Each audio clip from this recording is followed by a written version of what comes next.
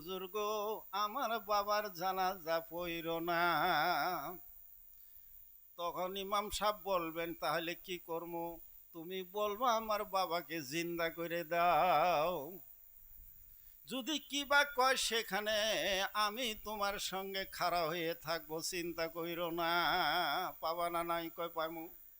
চেহারার কান্দন থাকবো আরো, বত্তায় দিব বলে আরো চেহারার কান্দন থাকবো? নাই, কান্দন চুপ হয়ে গেছে গা।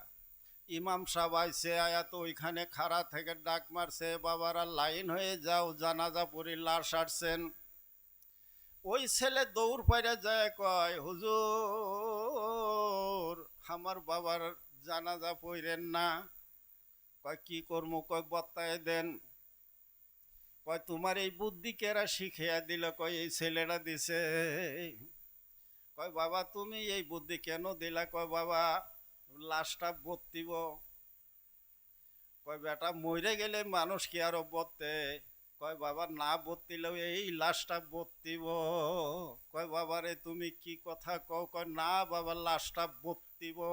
গাউস পাকের পাক জবানে 3বার বলছিলেন বাবা লাশটা বত্তিব। বত্তিব বত্তিব বলে 3বার বলার সঙ্গে সঙ্গে লাশ বইতে গেছে। তার নামটা গাউস বলবেন না কি বলবেন? গাউস মানে হলো সাহায্যকারী। সাহায্যকারী দুনিয়ার মধ্যে যত আছে সবের উপরে সাহায্যকারী আমার আব্দুল কাদের জিলানী।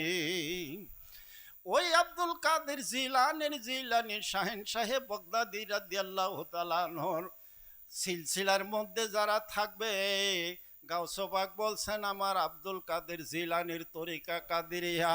এই কাদিরিয়া তরিকার মানুষ যদি পৃথিবীর কোনো কোণার মধ্যে বিপদের মধ্যে পড়ে আমার নাম ধরে ডাক দেয়, আমি তাকে লম্বা হাত দেওয়ার সমুদ্রের মধ্যে থেকে তুলে টানে তুললে দিব।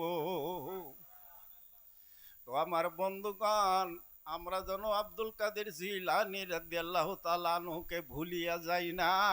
আমরা যেন খাজা মাইনুদ্দিন আজমিরি হাসান সানজারি রাদিয়াল্লাহু তাআলা আনহুর প্রেম যেন ভুলি না।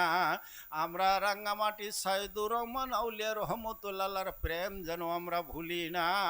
বাবা আব্দুল গনি আউলিয়া রহমতুল্লাহর প্রেম মহব্বত যেন আমরা ভুলিয়া কব্বরে যাই না।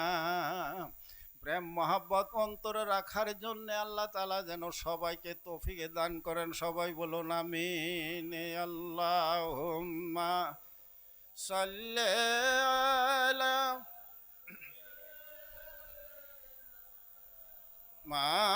মাওলানা মুহাম্মাদ ওয়া আলা